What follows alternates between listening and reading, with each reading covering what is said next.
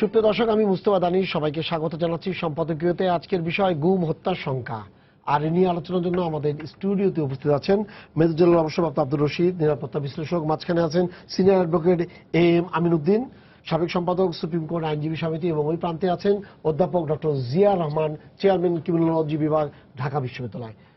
এছাড়াও আমাদের রাজশাহী স্টুডিওতে আছেন অধ্যাপক শাহ আজম শান্তনু, সাধারণ সম্পাদক, রাজশাহী বিশ্ববিদ্যালয় শিক্ষক সমিতি। তবে আলোচনা শুরুর আগেই চলুন দেখে নিই এখনকার প্রধান সংবাদগুলো। রাজধানী কলাবাগানে মার্কিন দূতাবাসের সাবেক কর্মকর্তা সহ দুজনকে কুপিয়ে হত্যা করেছে সন্ত্রাসীরা, আহত 2।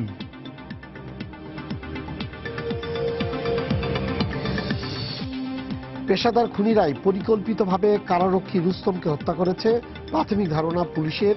এটাকেও বিচ্ছিন্ন ঘটনা বললেন স্বরাষ্ট্রমন্ত্রী।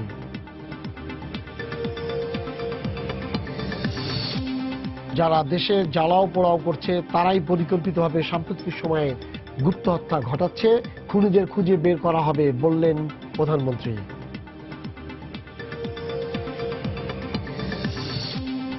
বিচারকদের অভিশংসনের ক্ষমতা ফিরে পাচ্ছে সংসদ, আইনের খসড়া মন্ত্রিসভায় নীতিগত অনুমোদন, আত্মপক্ষ সমর্থনের সুযোগ পাবেন বিচারপতিরা বললেন আইনমন্ত্রী। এবং অধ্যাপক রেজাউল করিম হত্যার প্রতিবাদে দ্বিতীয় দিনের মতো ক্লাস বর্জন, মৌন মিছিল, তনুসহ সারা দেশে গুম, খুন, ধর্ষণের প্রতিবাদে আধাবেলা হরতাল। ও আইসিসি ওয়ানডে র্যাঙ্কিং এ 5 নম্বরে বাংলাদেশ, টাইগারদের নিচে Sri Lanka, Pakistan, England, West Indies, নিশ্চিত করলেন বিসিবি সভাপতি।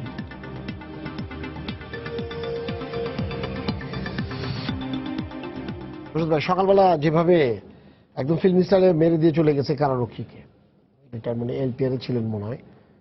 তো এই ধরনের ঘটনা কিন্তু মনে হচ্ছে মানে এই যে কারারক্ষীকে মারার যে ঘটনাটা মনে হলো জন্য অন্য কোনো জায়গা নাই, কিন্তু একদম আমাদের সবচেয়ে আধুনিক বলতে যেটা বোঝায় কারাগার, তার মধ্যে কাশিমপুর একটা।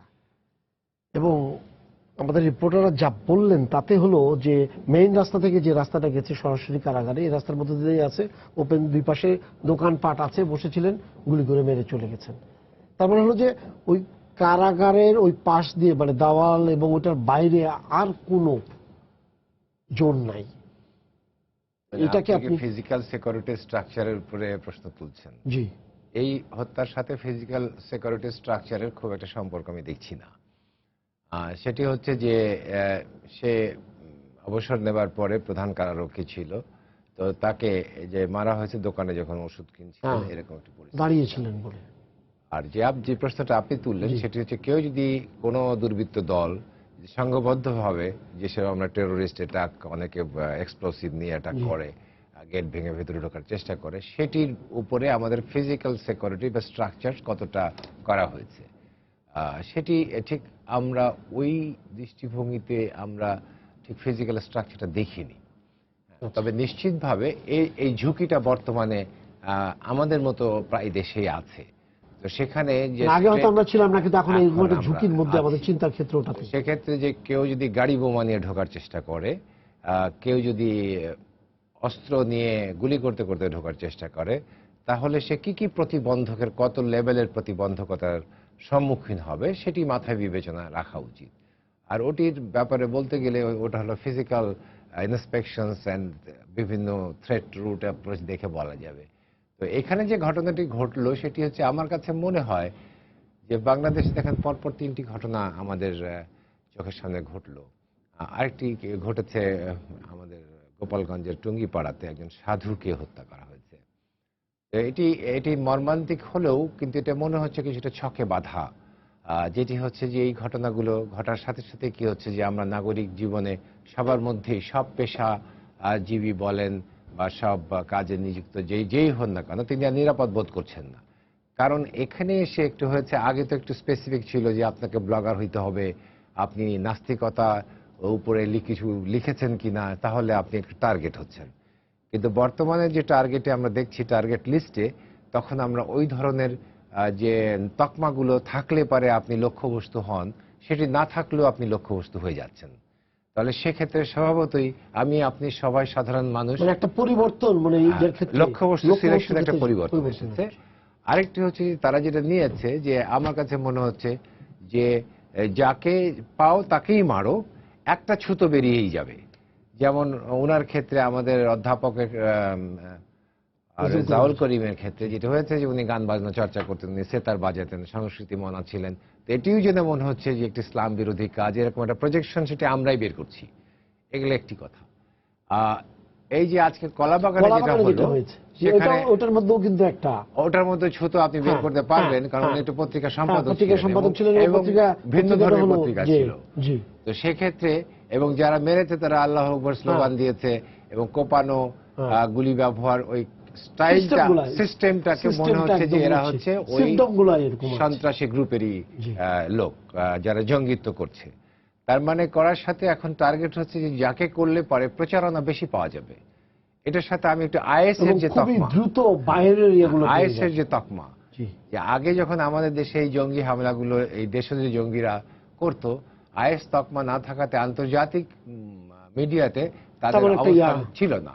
কিন্তু যখন আইএসের তকমাটা এখানে লাগানো হলো এবং আইএসের একটা বিবৃতি কোথাও থাকলো কি না থাকলো, এই নামটি থাকার ফলে আপনি দেখেন যে রাজশাহী বিশ্ববিদ্যালয়ের ঘটনাটা কিন্তু ব্যাপক আন্তর্জাতিক মিডিয়াতে উঠে এসেছে।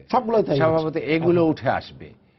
তো সেই ক্ষেত্রে হচ্ছে যে জায়গাটা ওইখানে হয়েছে, একজন লোককে খুন করে তো ইসলামী খেলাফত প্রতিষ্ঠা করা যাবে না।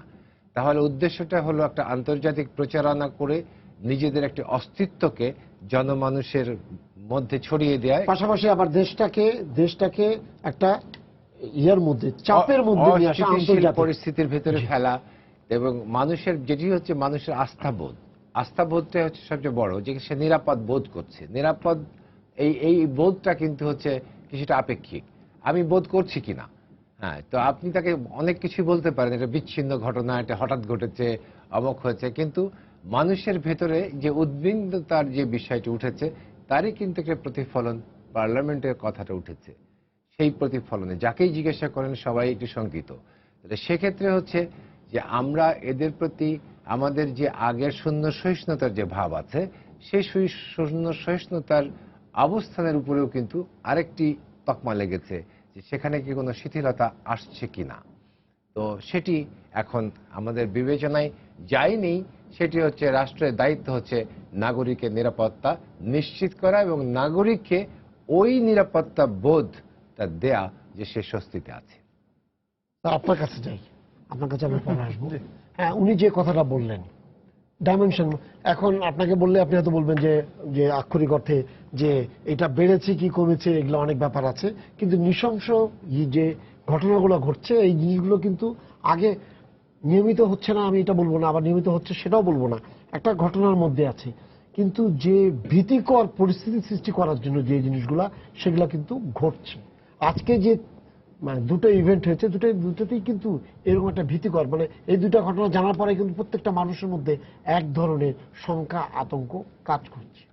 না, আমি আপনার সাথে সম্পূর্ণ একমত, আমি দ্বিমত করছি না। মানে এটা রশিদ ভাই একই কথা বললেন, যে আসলে আমি ব্যক্তিগতভাবে যেটা মনে করি যে ধরেন আমি যে কথাটি আগে বলেছি যে আমাদের এই সামাজিক পরিবর্তনের জন্য সেগুলো যে হত্যাকাণ্ডগুলো হয়েছে, সেগুলো ধরেন ক্রিমিনোলজির ভাষায় আমরা বলি প্রপার্টি ক্রাইম, যে আপনার জমি জমা বা অর্থ সংক্রান্ত লেনদেনের কারণে, কিংবা আপনি ধরেন যেটাকে ভিকটিমলেস ক্রাইম বলছি, ড্রাগ, নার্কোটিক্স, এগুলো নিয়ে। কিন্তু এই যে ভায়োলেন্ট ক্রাইম এখন যেটা খুব পরিকল্পিতভাবে হচ্ছে, এটার মধ্যে কিন্তু ওই ব্যাখ্যাটা চলে না, এই ব্যাখ্যাটি নিয়ে আসছে। এক্স্যাক্টলি, আমি সেটাই বলছি যে এর মধ্যে ভায়োলেন্ট ক্রাইম যেটা আছে, মনে করেন যে কেউ কাউকে মেরে দিচ্ছে, ওটা আলাদা জিনিস, যেটা হচ্ছে পুরো এটার মধ্যে একটা গভীর জিনিস, গভীর চক্র, মানে এটা আসলে পরিকল্পিত, আসলে এটা খুবই পরিকল্পিত। এবং আপনি যদি প্যাটার্ন দেখেন, টার্গেট কিন্তু মানে একদম সর্বোচ্চ লেভেল পর্যন্ত। আমি কিন্তু কথাটি বারবার বলি, এখন এগুলো তো হয়তো আমরা প্রমাণ করতে পারবো না, কিন্তু আপনি যদি দেখেন মানে পুরো সোসাইটির মধ্যে অস্থিরতা এবং ভীতি তৈরি করার জন্য খুবই পরিকল্পিতভাবে এটার মধ্যে রাজনীতি আছে, এবং এর মধ্যে প্রচুর অর্থের লেনদেন আছে। আমার যেটা মনে হচ্ছে, প্রচুর অর্থের লেনদেনের কারণেই কিন্তু এটা একের পর এক ঘটে যাচ্ছে। এবং এটা মানে প্রথমত আমরা দেখি যে পুলিশের গায়ে আঘাত, তারপরে দেখলাম আমরা মানে বিদেশিদের উপর আঘাত, তারপরে আমরা দেখলাম পেট্রোল বোমা, এর তারও আগে একেবারে সাধারণ মানুষ, নারী, শিশু, এগুলো কিন্তু সব অপরিচিত শব্দ ছিল বাংলাদেশের রাজনীতিতে।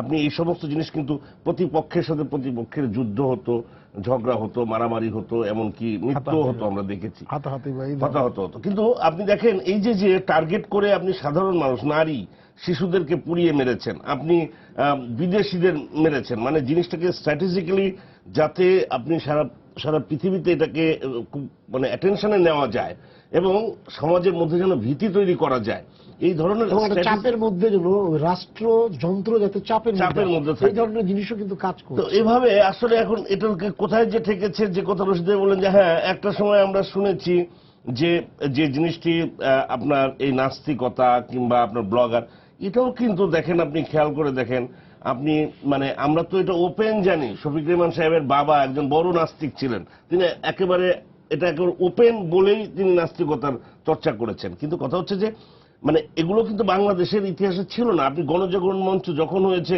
তখনই কিন্তু আমরা দেখলাম ব্লগার, নাস্তিক, সেখানে সত্য মিথ্যা, এবং ওটা কিন্তু অর্কেস্ট্রেটেড, এবং ওটা একটা পত্রিকা সম্পাদক, সেখানেও টাকা পয়সার লেনদেন হয়েছে, সব করে কিন্তু এই জিনিসটি হয়েছে। কাজেই এখন আবার কিন্তু দেখেন, এখন ব্লগারও না, নাস্তিকও না, আপনি সংস্কৃতির সেবী, এবং এই কোনো জিনিসটাই কিন্তু আমার কাছে মনে হয় না যে এটা কোনো সোসাইটিতে কোনো মেসেজ দেওয়ার জন্য করছে, যে আপনি মানে এটা পরিকল্পিতভাবে যে আপনি এই জিনিস করছেন বলে আপনাকে এটা করা হচ্ছে। আসলে ব্যাপারটা তা না, ব্যাপারটা হচ্ছে একটা রাজনৈতিক স্বার্থ উদ্ধার করার জন্য এক এক সময় এক একটা বিষয়কে বেছে নেওয়া হচ্ছে। যতক্ষণ পর্যন্ত না রাষ্ট্রযন্ত্রকে চূড়ান্ত পর্যায়ে কাবু করা যাচ্ছে ততক্ষণ পর্যন্ত তারা এই কাজটি করে যাচ্ছে। তবে এই জায়গায় আমি মনে করি যে ডেফিনেটলি আমাদের আইন শৃঙ্খলা বাহিনীর যথেষ্ট তাদের জঙ্গি দমনে, তাদের এত নানা রকম সীমাবদ্ধতা সত্ত্বেও কিন্তু তারা কম্পেয়ার টু ইন্ডিয়া, পাকিস্তান আপনি যদি দেখেন, আমাদের এখানে কিন্তু রিলেটিভলি ভালো অবস্থা ছিল। কিন্তু মানে স্পেশালি এই জাতীয় ঘটনাগুলা আমরা দেখছি যে আমরা কিন্তু বলেছি আগেও, এই পেট্রোল বোমা নিয়েও যখন হত্যাকাণ্ড হয়েছে, এগুলো নিয়ে অনেক আলোচনা হয়েছে যে এদেরকে চূড়ান্ত পর্যায়ে পানিশমেন্ট দেওয়া বা ত্বরান্বিত বিচার করা, এটা যদি আপনি না করেন, ওই যে বিচারহীনতার সংস্কৃতির কথা বলছি, ঘুরে ফিরে কিন্তু সেই জায়গায় আপনার যাবে। তো রশিদ যেটা বলছে, রাষ্ট্রের কিন্তু এখন এটা চূড়ান্ত দায়িত্ব। এবং আমি আজকেও একটা টকশোতে ছিলাম, আমি সেখানে আমাদের পুলিশের একজন ঊর্ধ্বতন কর্মকর্তা ছিলেন, আমি সেখানে যেটা বলার চেষ্টা করেছিলাম যে ঠিক আছে, এটা ঠিক আছে যে আপনারা বিভিন্ন ধরনের দায়িত্ব পালন করছেন, কিন্তু আরেকটু প্রোঅ্যাক্টিভ বা প্রিভেন্টিভ মেজার নিয়ে যদি করা যায়, কারণ প্যাটার্নগুলো কিন্তু আমরা বুঝতে পারছি যে এই জিনিসটি কোথা থেকে আসছে, কিভাবে আসছে, একটা মোটামুটি লেম্যানও কিন্তু বুঝতে পারছে। তো পুলিশের ক্ষেত্রে বা আইন শৃঙ্খলা বাহিনীর ক্ষেত্রে তারা যদি আরেকটু প্রোঅ্যাক্টিভ প্রিভেন্টিভ মেজারের দিকে যায়, আগের থেকে যারা খুব ভালনারেবল আছে, যাদের উপর আঘাত আসতে পারে, আমরা জানি যে এটা হয়তো খুব ইজি ব্যাপার না বাংলাদেশের, মানে যেভাবে আপনি খেয়াল করে দেখবেন, এটাও কিন্তু একটা ধূম্র জাল তৈরি করা হয়েছে। আপনি একেবারে শহর থেকে শুরু করে আপনি সেই রংপুরের একেবারে গ্রামের মধ্যে যে মানুষকে, যে আপনি যে ভদ্রলোককে মারা হয়েছে, সো আলটিমেটলি পুরো জিনিসটাকে কিন্তু এই অস্থিরতা, পুরো জিনিসের মধ্যে কিন্তু চমৎকার প্ল্যান আছে। সেই কথা নিয়ে আমি বারবার বলার আপনাকে চেষ্টা করছি যে এটি খুব পরিকল্পিত উপায়, এবং এখানে অর্থ আছে, এবং এখানে যে কোনো ইন্টারন্যাশনাল কানেকশন নাই। আমরা আইএস এর কথা বাদ দিই, কিন্তু ইন্টারন্যাশনাল যে পলিটিক্স, রাজনীতি যেটা আমরা বলছি, সেই রাজনীতিও যে এখানে নাই সেটা কিন্তু মনে করা যাবে না। এবং আমি বারবার বলছি যে এর পেছনে মূল বিষয় আমাদের কাছে মনে হয় যুদ্ধাপরাধীদের বিচারটি কিন্তু আসলে মূল ইস্যু। স্যার, আমি একটু রাজশাহী বিশ্ববিদ্যালয়ের টিচারের কাছে যাই। অধ্যাপক শাহ আজম শান্তনু স্যার, স্যার কি শুনতে পাচ্ছেন? জি বলুন। আচ্ছা স্যার, আপনি আপনার অবস্থানটা কি বলবেন? জি শুনতে পাচ্ছি। আপনাদের যে এই যে সম্প্রতিকালে যে গত শনিবার দিন যে ইংরেজি বিভাগের অধ্যাপককে এইভাবে কুপিয়ে মারা হয়েছে, আর সেটা নিয়ে আপনারা আন্দোলন করছেন, মিছিল, রিয়াজ, এবং রাজশাহী বিশ্ববিদ্যালয়ে গত এক যুগে যে 4 জন অধ্যাপক মারা গেছে, যাদেরকে মেরে ফেলা হয়েছে, তাদের কোনো বিচারই আপনারা পাননি। সেক্ষেত্রে আপনারা কি চিন্তা করছেন? আপনাদের চিন্তাটা কি?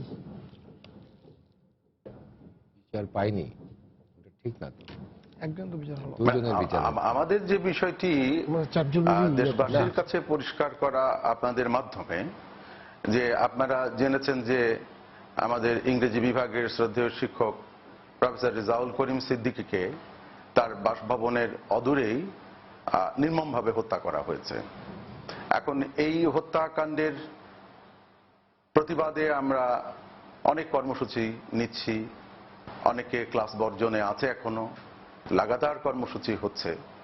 কিন্তু প্রসঙ্গটি হচ্ছে যে ঠিক এরকম ঘটনা কিন্তু এর আগে আমাদের বিশ্ববিদ্যালয়ে আরো 3 বার ঘটেছে, এবং যে 3 বার ঘটেছে সেই 3 বারের ঘটনার পরবর্তীকালেও কিন্তু আমরা কারাই ঘটনাটি ঘটিয়েছে সে বিষয়ে কিন্তু সুস্পষ্ট এখনো পর্যন্ত আমাদের কাছে কোনো ইনফরমেশন নেই সাধারণ মানুষের কাছে। এখন যে ঘটনাটি ঘটছে সারা দেশে, সেই ঘটনাটিকে কখনো ইসলামী জঙ্গি বলে বলা হচ্ছে, কখনো আইএস বলে বলা হচ্ছে, আবার কখনো বলা হচ্ছে এগুলো না থাকলেও অন্তত বিদেশি কোনো চক্রান্ত হতে পারে, সেটা বলা হচ্ছে। কিন্তু সেটি যাই হোক না কেন, এই বিষয়টি এখন যে ঘটনাগুলো ঘটছে সেখানে তো আমাদের অনুমান মাত্র। কিন্তু যে ঘটনাগুলো ঘটে গেছে 2-3 বছর আগে, আমাদের যে ক্রাইম স্পেশালিস্ট আছে এবং আমাদের দেশের যে সমস্ত আইন প্রয়োগকারী সংস্থা আছে, তাদের কাছ থেকে তো পূর্ণাঙ্গ একটি প্রতিবেদন আসলে জনগণ পেতে পারে, এবং তারা তো জানতে পারে আসলে প্রকৃত পক্ষে কারা ঘটাচ্ছে বিষয়টা। এবং যদি এই বিষয়ে সুনির্দিষ্ট কোনো একটি পক্ষকে সরকার চিহ্নিত করতে পারে, তাহলে তার বিরুদ্ধে তো ব্যবস্থা করা অতীব জরুরি। কারণ আপনি বিশ্বাস করতে পারবেন না, রাজশাহী বিশ্ববিদ্যালয়ের একজন নিরীহ শিক্ষককে হত্যা করার ফলে বিশ্ববিদ্যালয়ের যে পরিবেশ পরিস্থিতি হয়েছে, একটি কান্নার রোল পড়ে গেছে একদিকে, আর একদিকে একটি অনিরাপত্তার অবস্থা তৈরি হয়েছে। এই যে অনিরাপত্তার অবস্থা, এই অনিরাপদ অবস্থা থেকে এই রাজশাহী বিশ্ববিদ্যালয়ের এই শিক্ষার পরিবেশকে কিভাবে মুক্ত করব আমরা? আমাদের করণীয় বা কি আছে? আমি আপনাদের কাছে আজকের এই অনুষ্ঠানের মাধ্যমে আমি আসলে এই আলোচনাটি আপনাদেরকে করতে বলবো এখন বিজ্ঞ আলোচকদেরকে। আপনাকে ধন্যবাদ, আপনি আমাদের সাথে থাকেন, আমরা আপনার কাছে আবার আসবো। আমিন ভাই বলবেন। না, এখানে দেখেন এই যে ঘটনাগুলো পুরো যেগুলো হচ্ছে, যে কুপিয়ে হত্যা হচ্ছে, বিষয়গুলো এমন, উনি যেটা বললেন একটা এর পিছনে একটা রাজনৈতিক উদ্দেশ্য। দেখেন, আপনি একটা জিনিস দেখেন, এই ঘটনাগুলো বাংলাদেশে কখন থেকে ঘটা আরম্ভ হচ্ছে। অধ্যাপক জিয়া হায়দার যেটা বলছেন, এটা অত্যন্ত স্পষ্ট ভাষায় যেটা বলছেন, তার সাথে আমি একমত। যে আমাদের দেশে যখন যুদ্ধ অপরাধীদের বিচারটা আরম্ভ হলো, অথবা আমাদের দেশে থেকে একটা রাজনৈতিক সহিংসতা 2013-তে আরম্ভ হলো, শেষ মুহূর্তে মানুষের গায়ে পেট্রোল দিয়ে আগুন ধরানো, তারই কিন্তু এই যে সহিংসতা বাংলাদেশ প্রথম দেখলো, এর আগে কিন্তু কখনো এটা দেখা হয়নি। এই দেখার পরবর্তী পর্যায়ে দেখেন এই ঘটনাগুলো ঘটছে। আপনি দেখেন যে গণজাগরণ মঞ্চ যখন প্রথম তৈরি হলো, তখনই তো একজন ব্লগার নামে একজনকে মারা হলো, বাংলাদেশে প্রথম মিরপুরে যাকে কুপিয়ে হত্যা করা হলো। তো এই ঘটনাগুলো দেখেন সবকিছু কিন্তু মূলে হচ্ছে ওই যে আমাদের বিচার। আমরা তো যারা আমাদের দেশের বিরুদ্ধে যারা যুদ্ধ করেছিল, তারা ভেবেছিল যে কোনোদিন তাদের বিচার হবে না, তার দমভক্তি করেছিল। কিন্তু সেই বিচারটা যখন সম্ভব হলো, তখনই এর বিরুদ্ধে ষড়যন্ত্র আরম্ভ হলো। এই ষড়যন্ত্র এবং রাষ্ট্রযন্ত্রকে, মানুষকে সন্ত্রস্ত করার জন্য একটা পরিকল্পিত উপায়ে এগুলো করা হচ্ছে। মানুষের নিরাপত্তাহীনতার একটা অবস্থা সৃষ্টি করা, মানুষ যেন ভয় পায়, মানুষ যেন একটা অন্য ধরনের চিন্তা, সমাজের বিশৃঙ্খলা সৃষ্টি করা, এগুলো হচ্ছে উদ্দেশ্য। এইখানে আমাদের রাষ্ট্রকে আরো বেশি প্রোঅ্যাক্টিভ হতে হবে। আমাদের আইন শৃঙ্খলা রক্ষাকারী বাহিনী খুঁজে বের করে এদেরকে বিচারের সম্মুখীন করে বিচারটা নিষ্পন্ন করতে হবে। অন্যথায় এভাবে যদি আজকে যেন একজন নিরীহ শিক্ষক, উনি তো আমি তো ওনাকে ব্যক্তিগত চিনি না, তো পত্রপত্রিকায় যেটা দেখলাম, উনি একদম অত্যন্ত নিরীহ একজন মানুষ। উনি কি করতেন, উনি গান বাজনা পছন্দ করতেন, উনি সেতার বাজাতেন। এই ধরনের মানুষ তো কারো পিছনে লাগান না, কারো কিছু করেন না, তো উনাকে কেন আজকে জীবন দিতে হলো? এটা তো নিশ্চয়ই একটা উদ্দেশ্য ছিল, যে অর্থাৎ সমাজে যাদেরকে একটা ভালো মানুষ, যারা একটা অন্য ধরনের, যাদের একটা প্রগ্রেসিভ চিন্তা আছে, তাদেরকে একটু নৃশংসভাবে হত্যা করা। এবং জেনারেল রশিদ যেটা বলছিলেন, যেন একটা ফোকাস পাওয়ার জন্য আরো বেশি করে চেষ্টা করা। এই ধরনের অপরাধগুলো তো একটা পরিকল্পিত অপরাধ, অন্য কোনো কারণ নাই। এটা একটা পরিকল্পনার অংশ হিসেবে তারা এগুলো করছে। যারা এই ওনার যে বক্তব্যটা, সেটি হচ্ছে রাজশাহীতে যে 4 জন শিক্ষক নিহত হলেন, রাজশাহী বিশ্ববিদ্যালয়ের পরিবেশটা কি? রাজশাহী বিশ্ববিদ্যালয়ের পরিবেশের একটি ব্যতিক্রম আছে। সেটি হচ্ছে এই বিশ্ববিদ্যালয়টি ইসলামী ছাত্র শিবির কর্তৃক দখলকৃত, এবং এখানে আশেপাশের গ্রামে তারা একটা ইনভেস্ট করে, তারা পুরা এলাকাতে বৈবাহিক সূত্রে, তারপরে বিনিয়োগ সূত্রে তারা একটি ঘাঁটি তৈরি করেছে। এবং যে 4 জন শিক্ষক মারা গেছেন, হয়তো যদি আমার তথ্য যদি সঠিক থাকে, তাদের মধ্যে 2 জনের বিচার সম্পন্ন হয়েছে 2004 এবং 2006 সালে। তার ভিতরে আপনি দেখেন যে প্রফেসর ইউনুস যিনি মারা যান তার জন্য কনভিক্টেড হয়েছে জেএমবির 2 জন নেতা, এবং তাদের ফাঁসি হয়েছিল, পরে তারা যাবজ্জীবনে পেয়েছে, কি বলে পরিবর্তিত হয়েছে। তাহের আহমেদ যাকে সেপটিক ট্যাঙ্কে পাওয়া গিয়েছিল, তার জন্য যিনি দোষী সাব্যস্ত হয়েছেন একজন হচ্ছে তারই সহকর্মী, ইসলামী ছাত্র শিবিরের সদস্য ছিল, আর একজন হচ্ছে তার অ্যাসিস্ট্যান্ট। সেখানে এটির বিচার হয়েছে। শফিউল আলম ভুইয়া সেখানে 2 বছর আগে যিনি 2 বছর আগে লালন ভক্ত হিসেবে পরিচিত, জাতীয় ছাত্র দলের একজন নেতা সহ 11 জনের বিরুদ্ধে আদালতে বিচারাধীন আছে মামলাটা। কিন্তু এই যে আমি যেটা বোঝাতে চাচ্ছি, দেখেন যারা এই সব ঘটনা ঘটিয়েছে সবই জামাত শিবিরের লোক। তো সেখানের সাথে হত্যার একটি সম্পর্ক, রগ কাটার একটি সম্পর্ক, এটা কিন্তু একটা হিস্টোরিক্যাল লিঙ্ক আছে। এবং ওই এলাকাতে যদি আপনি এই ঘাঁটিকে ভাঙতে না পারেন, তাহলে এই ধরনের যে কোনো বিষয়ে যদি তাদের ভেতরে যদি এবং ব্যক্তিগত যদি কোনো দ্বন্দ্ব থাকে, তার মাথার মধ্যে কিন্তু সেই চাপাতির কোপে এই রগ কাটার যে দর্শন আছে, সে দর্শন সে প্রয়োগ করছে। সেই দর্শন মুক্ত যদি আপনি রাজশাহী বিশ্ববিদ্যালয়কে না করতে পারেন, তাহলে অবশ্যই আমি মনে করি না যে আগামীতে আমরা বিশ্ববিদ্যালয়ের শিক্ষকদের নিরাপদ করতে পারব। উনি যেটা বলছেন সেটা আপনার দেখেন যে এই যে আমাদের যে রাজশাহী বিশ্ববিদ্যালয়, এর ইতিপূর্বে আমরা কি দেখলাম, গান পড়ে পুড়িয়ে দেওয়ার ঘটনা ঘটেছে। রাজশাহী বিশ্ববিদ্যালয় তো একটা মনে হচ্ছিল, এক সময় মনে হচ্ছিল যে বাংলাদেশ থেকে তারা বিচ্ছিন্ন করার একটা প্রচেষ্টা চালিয়েছিল। এবং এই যে তার ধারে কাছে যে বিনোদপুর নামে একটা এরিয়া, আমরা পত্রপত্রিকায় দেখেছি পুরো এরিয়াটা তারা কিন্তু মানে সবাই তাদের আমি রাজশাহী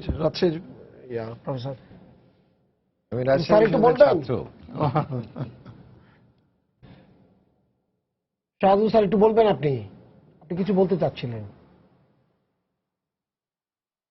আমরা যখন রাজশাহী বিশ্ববিদ্যালয়ের ছাত্র ছিলাম তখন এটি স্যার আপনি কি একটু আমার কথা কি শুনতে পাচ্ছেন? কেটে গেছে বোধহয়, না লাইন আছে, একটু ডিলেড আছে মনে হয়।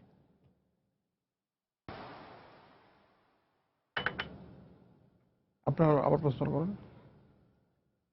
দেরিতে শুনতে পাচ্ছেন বা এরকম কিছু একটা হবে। জি জি জি জি জি আসলে আমি যেটা বলতে চাচ্ছিলাম যে আমাদের এই যে বিশেষজ্ঞরা ওখান থেকে বলছেন যে রাজশাহী বিশ্ববিদ্যালয়ের আশপাশ এলাকা জুড়ে একটি ধর্মীয় গোষ্ঠী, রাজনৈতিক সংগঠন যারা ওখানে ঘাঁটি গেড়েছে এবং ওখানে একটা রগ কাটার একটা সংস্কৃতি ছিল, এবং এটারই একটা মানে ধারাবাহিকতায় আসলে ওরা যখন যে কোনো ক্ষেত্রে কারোর বিরুদ্ধে কোনো রকম আপনার হচ্ছে যে প্রতিহিংসামূলক কোনো কিছু করতে চায়, তখন এই জাতীয় ঘটনা ঘটতে পারে। এখন উনি বললেন যে যেটা এই সংস্কৃতি থেকে এখান থেকে আসলে বেরিয়ে আসতে হবে। তো আমার প্রশ্ন যে আমরা দীর্ঘদিন ধরে রাজশাহী বিশ্ববিদ্যালয়ে রয়েছি এবং আশপাশে এখন একটি সুন্দর সাংস্কৃতিক পরিমণ্ডল তৈরি হয়েছে, এবং যেখানে ঠিক যে অর্থে ওই সংস্কৃতিটা ছিল সেরকম কিন্তু নেই। যখন সেই অবস্থা থেকে কাটিয়ে উঠেছে তখন এটি কেন ঘটছে, এই বিষয়টা আমার মনে হয় আলোচনায় আসা প্রয়োজন। স্যার আমি আপনাকে একটা কথা বলি, আপনি যেটা বললেন যে ওই সংস্কৃতি থেকে আপনারা বেরিয়ে আসছেন, লোকগুলো কি বেরিয়ে গেছে ওখান থেকে? যে রাজশাহী বিশ্ববিদ্যালয়ের আশেপাশে যে গ্রামগুলো আছে, যে এলাকাটা আছে, বিনোদপুরের না খালি শুধুমাত্র, ওইখানে একটা পৌরসভাও আছে, একটা পৌরসভাও আছে। হ্যাঁ, এই যে কাটাখালী পৌরসভা, এবং সেখানে যে মারামারি, তারপরে ওখানে দেখা যাচ্ছে যে ওখানকার যিনি মেয়র তাকে ধরে নিয়ে যাচ্ছে, এবং এইসব জন্য আগুন লাগানো, এইসব জিনিসের জন্য। তার মানে পরিমণ্ডল, আপনি বলছেন সাংস্কৃতিক, আপনার ইউনিভার্সিটির ভেতরে এটা আছে, কিন্তু আপনি বাইরে যাদেরকে দ্বারা পরিবেষ্টিত হয়ে আছেন, সেই জায়গার কি পরিবর্তন হয়েছে স্যার? মনোজগতে কোনো পরিবর্তন হয়েছে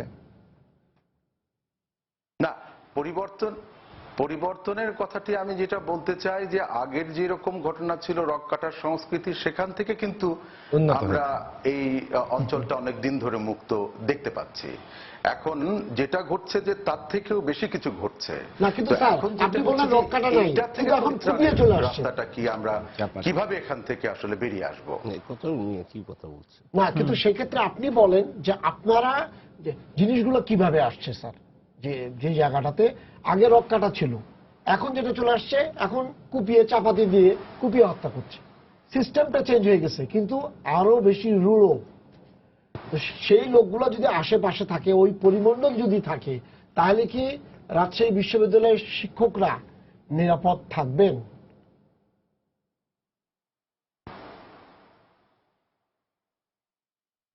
না, সেই বিষয়টা বলছেন আপনারা, কিন্তু রাজশাহী বিশ্ববিদ্যালয়ের নিরীহ শিক্ষকদের আপনার একটি পার্ট হিসাবে আমি বলতে চাই, আমরা এখানে আমাদের নিরাপত্তাটা কিভাবে বিধান করব সেটি আসলে এখন আমাদের জানার প্রশ্ন রয়েছে।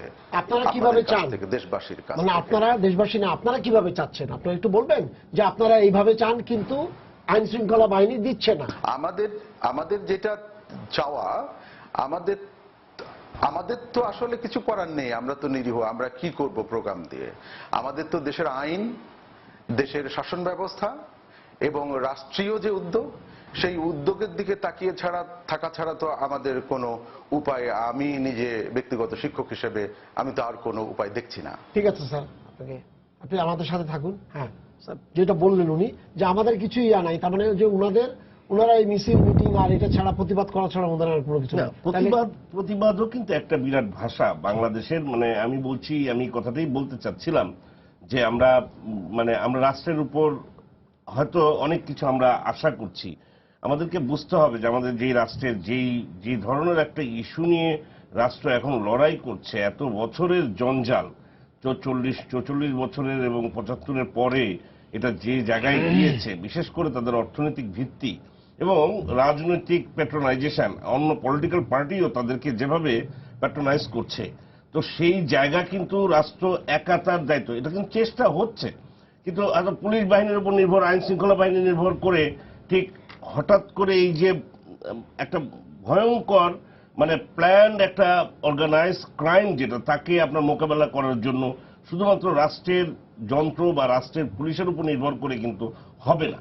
এবং সেই জায়গায় উইথ ডিউ রেসপেক্ট, আমি রাজশাহী ইউনিভার্সিটির যেই অধ্যাপক আছেন, ওনার কাছে আমার মনে হয় রাজশাহী ইউনিভার্সিটির কিন্তু একটা গৌরব আছে। 60s থেকে বাংলাদেশের আপনি দেখবেন এখানে যত বুদ্ধিজীবী বের হয়েছে, এবং সেটাই কিন্তু মূল কারণ আমার কাছে মনে হয়েছে। সমাজতাত্ত্বিক জায়গা থেকে যদি আপনি দেখেন যে রাজশাহীটাকে বেছে নেওয়ারও কিন্তু একটা বড় কারণ তাদের, যে ওখান থেকে কিন্তু বাংলাদেশের একটা বিশাল বুদ্ধিজীবী সম্পদ, ইন্টেলেকচুয়াল ক্লাস বা ইন্টেলিজেন্সিয়া যাদেরকে আমরা বলি, তারা কিন্তু বের হয়েছে। তো আমি বলবো রাজশাহী ইউনিভার্সিটিতে কিন্তু সেই ধরনের একটা আবহ আছে, এবং সেই জায়গায় আমি মনে করি যে যত প্রগতিশীল যারা আছেন এই মুহূর্তে, আমি মনে করি যে সবার ইউনাইটেড ওয়েতে এটাকে প্রোটেস্ট করানো উচিত, এবং এই প্রোটেস্ট করার মধ্য দিয়ে আপনি প্রতিরোধও গড়ে তোলার চিন্তা ভাবনা করা উচিত। কারণ যেভাবে একের পর এক অধ্যাপকরা মারা যাচ্ছে, এখন আমরা হয়তো বলছি যে আমরা নিজেরাও দাবি করছি যে আইন শৃঙ্খলা বাহিনী যেভাবে কাজ করছে, আরেকটু স্ট্র্যাটেজি চেঞ্জ করে, তাদের আরেকটু ফোকাস করে বা আরেকটু প্রোঅ্যাক্টিভ বা প্রিভেন্টিভ মেজারের মাধ্যমে তারা যদি আরেকটু ভালো প্ল্যান করে তারা আগায়, হয়তো আমরা এ ধরনের আর সামনে এই ধরনের অ্যাক্টিভিটিস দেখতে চাই না। কিন্তু পাশাপাশি আমার মনে হয় জনমত তৈরি করা, যে কথাটি উনি বলেছেন যে এক রক্কাটার রাজনীতি তারা দূর করেছেন, আমার মনে হয় যে ওখানে যারা আছেন প্রত্যেকটি পলিটিক্যাল পার্টির নির্বিশেষে তারা যদি ঐক্যবদ্ধভাবে একটা যুদ্ধের সাথে তো আমরা লড়ছি, একটা যুদ্ধ করছি। কারণ 1971 সালে যেমন আমরা যুদ্ধ করছি, 75-এর পরে আমরা দীর্ঘদিন একটা সামরিক শাসকদের দ্বারা এই পুরো দেশটার পুরো যে চেতনা, সেটাই কিন্তু অন্যদিকে নিয়ে যাওয়া হয়েছে। এখন নতুন করে আমরা আরেকটা যুদ্ধের দিকে যাচ্ছি। তো সেই জায়গায় আমি মনে করি, আমি শুধু রাজশাহী ইউনিভার্সিটির কথা বলবো না, এমনকি আমাদের ন্যাশনাল লেভেলে বাংলাদেশের, কারণ আমরা রাজশাহীকে কনসেন্ট্রেট করছি বটে, দেখেন রাজশাহী করতে করতে আমরা আজকে আমরা কলাবাগান ঢাকা শহরের এত একেবারে যেটা সিটি একেবারে প্রাণকেন্দ্র, সেখানে আমরা এই ঘটনা দেখেছি। তো এই জায়গায় আমি মনে করি যে সমস্ত প্রগতিশীল পলিটিক্যাল পার্টি আছে, যে সমস্ত সংগঠন আছে, তারা বাংলাদেশ কিন্তু এটা দেখিয়েছে, একাধিকবার প্রমাণ করেছে যে কোনো অশুভ শক্তির বিরুদ্ধে বাংলাদেশের মানুষের যে ঐক্যবদ্ধ যে প্রয়াস। এবং আমি বলছি যে এটা সারা পৃথিবীর ইতিহাসে কিন্তু আছে, যে আপনি যদি মানুষের শক্তির উপর আসলে কিছু নাই, এই জায়গাটায় এখন ইন্ডিভিজুয়াল লেভেল থেকে কেউ হয়তো এটা প্রোটেস্ট করে খুব বেশি দূর আগাতে পারবে না। আর ইন্ডিভিজুয়াল লেভেল থেকে প্রোটেস্টের সময়টাও এখন আর নাই। ব্যক্তির স্বাধীনতা বেড়েছে, ব্যক্তি যখনই একটু মডার্ন সোসাইটি থেকে যায় সে আত্মকেন্দ্রিক হবে, তার মধ্যে সেলফিশনেস আসবে। সেই জায়গায় কিন্তু আমি মনে করি যে অর্গানাইজ ওয়েতে যে মুভমেন্ট বা আন্দোলন তার কোনো বিকল্প নেই। এবং এটাকে আমরা যারা এই মুক্তিযুদ্ধের চেতনা বিশ্বাস করে, যারা এই যুদ্ধাপরাধীদের বিচার চায়, সবাইকে কিন্তু ঐক্যবদ্ধ হতে হবে। এবং এই জায়গায় হয়তো ভুল বুঝাবুঝি স্ট্র্যাটেজিক জায়গায় থাকতে পারে, কিন্তু যেই জায়গাটায় আঘাত করা হচ্ছে, এবং আপনি দেখেন একজন সাধারণ মানুষ খুন হয়ে যাচ্ছে, এটা তো কেউ এটা আশা করতে পারে না। খোরশেদ ভাই, উনি যেটা রাজশাহী বিশ্ববিদ্যালয়ের ইয়ারা বললেন যে এখন আমাদের তো আসলে আমরা নিরুপায়, একটা মানুষ না, বিয়ের বাড়ি থেকে বের হয়েই যদি মানে বুঝতেই পারলো না কি অপরাধ, কোনো কিছুই নাই, কিন্তু যখন সে মরে যাচ্ছে, তারপরে দেখা যায় এটাকে প্রকাশক যে মারলো, মনে আছে যে এর জন্য মানে কোপাতে কোপাতে এ করছে, এবং এত নৃশংস ভাবে, মানে স্টাইলটা, মানে এই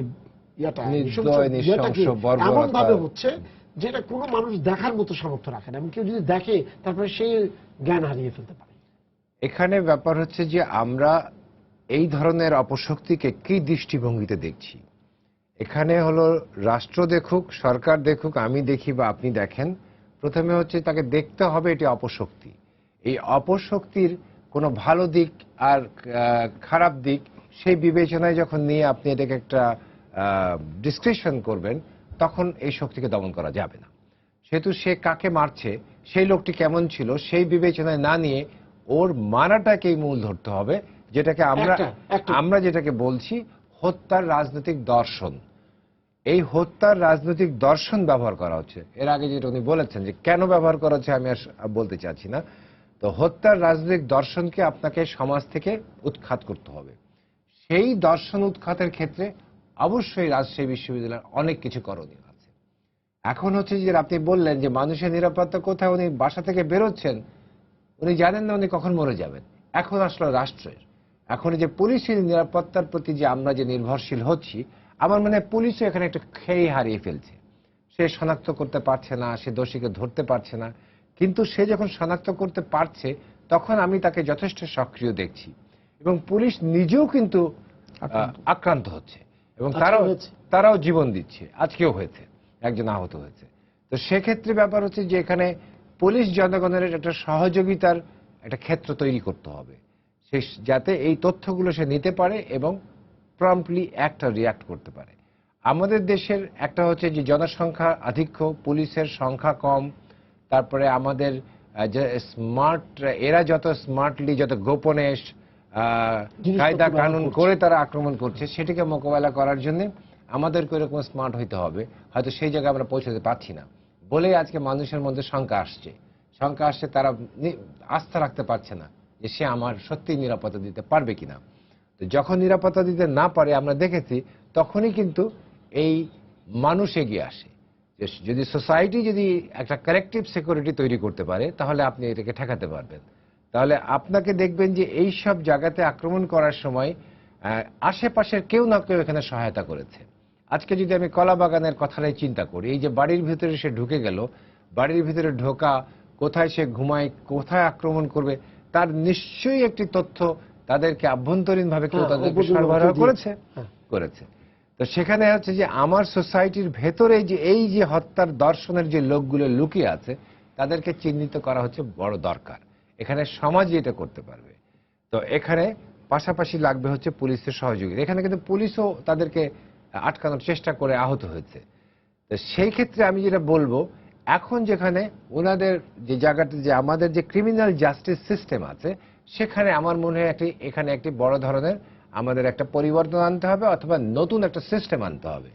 যে আমি একজনকে ধরছে পুলিশ, এবং আলটিমেটলি সে জামিন পেয়ে বেরিয়ে যাচ্ছে, আবার হামলা করছে, তারপরে তার ফাঁসি হলে তারা যে পরিমাণ আইনজীবী বিশেষজ্ঞ নিয়োগ করেন, টাকা পয়সা ব্যয় করেন, তাকে ওইটাকে কনভার্ট করে রাজশাহী বিশ্ববিদ্যালয়ে এটি একটা বড় এক্সাম্পল। প্রফেসর ইউনুসের জেএমবি লিডাররা যে ফাঁসি হয়েছিল দুজনের, তাদের কিন্তু পরবর্তীতে এটিকে যাবজ্জীবন করেছে। এই যে কনভার্সন, জেল, এই যে সাপোর্ট দেবার তাদের একটা চেঞ্জ সিস্টেম আছে, সেটিকে যদি ভাঙতে হলে কি করতে হবে, যে আমরা দেখেছি এই ধরনের আক্রমণের মোকাবেলা করার সময় তখন আসছে স্পেশাল ট্রাইব্যুনাল, বিচার আসবে, ফাটাফাট বিচার হবে এবং শাস্তিতে যাবে। এই স্পেশাল ট্রাইব্যুনাল স্বভাবতই গণতন্ত্রের সপক্ষে কাজ করে না। মানে গণতন্ত্রকে সাপোর্ট করে না। কিন্তু যেসব দেশে এই ধরনের ঝুঁকি হচ্ছে তারাই এই স্পেশাল ট্রাইব্যুনাল বানিয়েছে।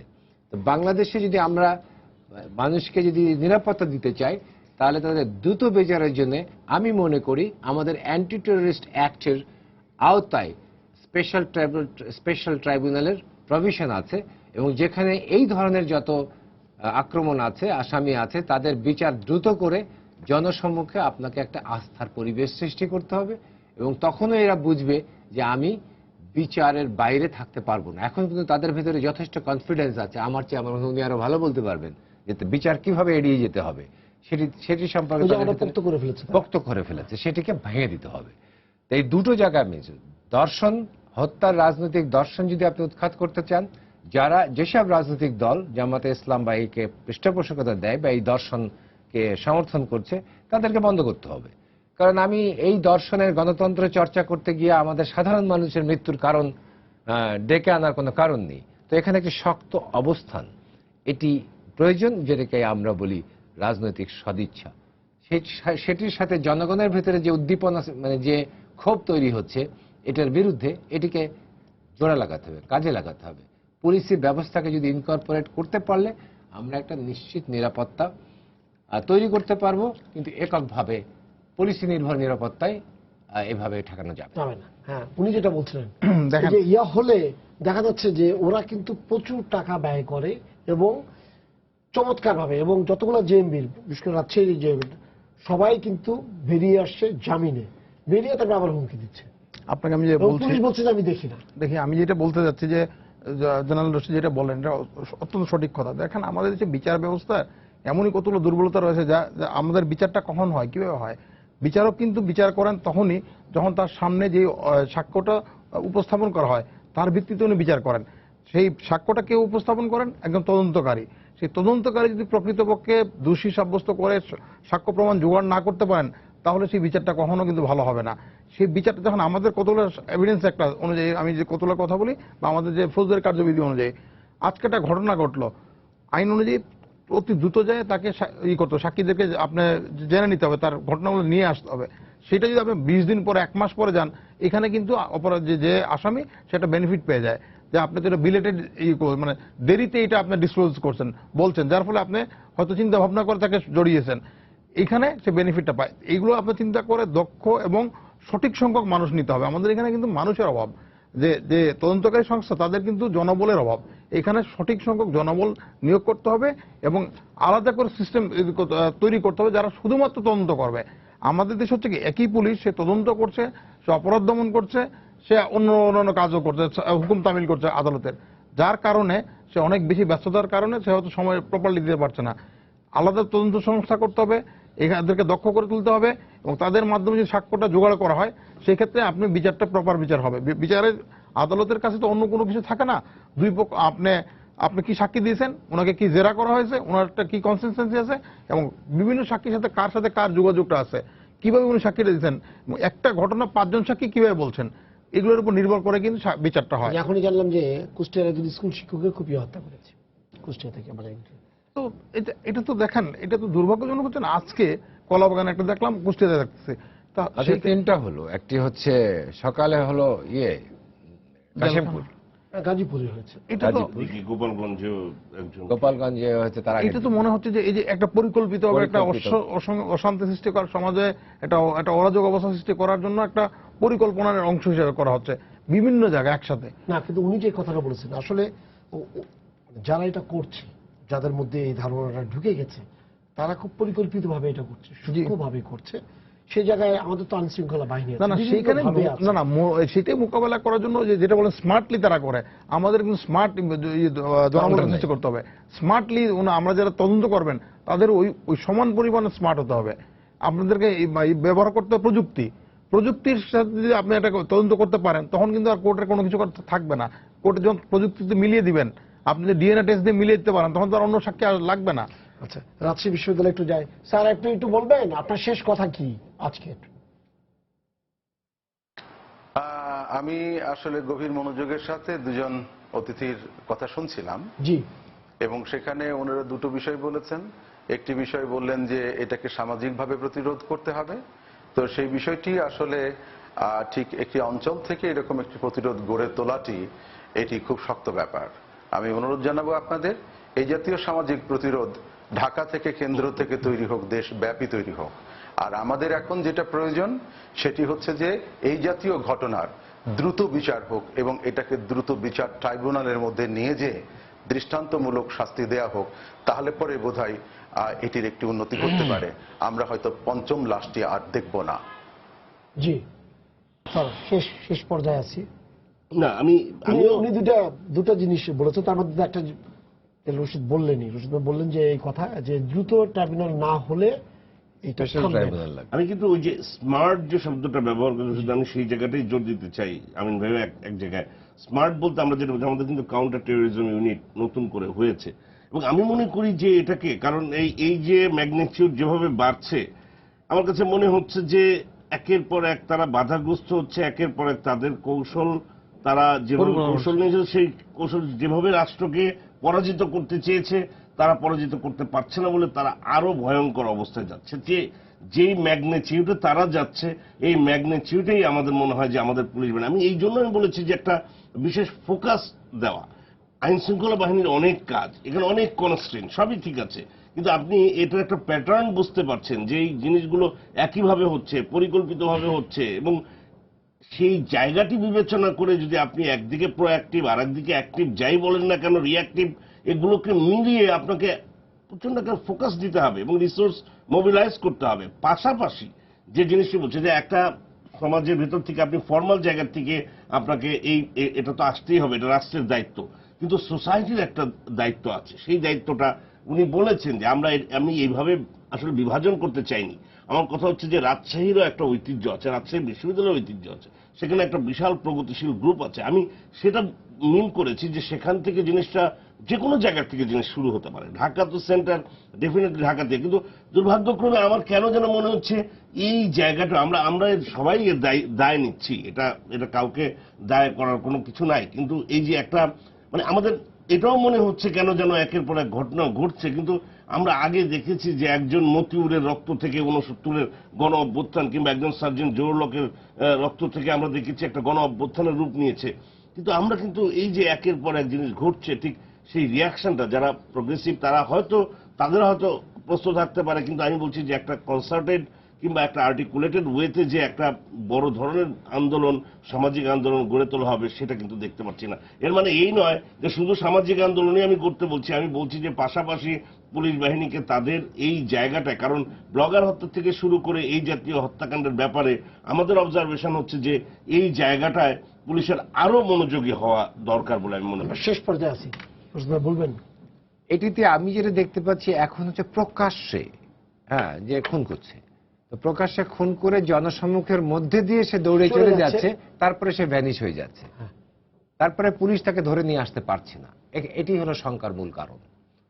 এখন হচ্ছে যে তারা এত সাহসী হয়েছে, আগে তো রাতের অন্ধকারে মারত, রাজীবকে মেরেছিল রাতের অন্ধকারে, অভিজিৎকে মেরেছিল রাতের অন্ধকারে, সন্ধ্যায়, আর এখন প্রকাশ্য দিনের বেলা এবং সকালে সবার সম্মুখে মারছে, সব হেঁটেও যাচ্ছে, চলেও যাচ্ছে।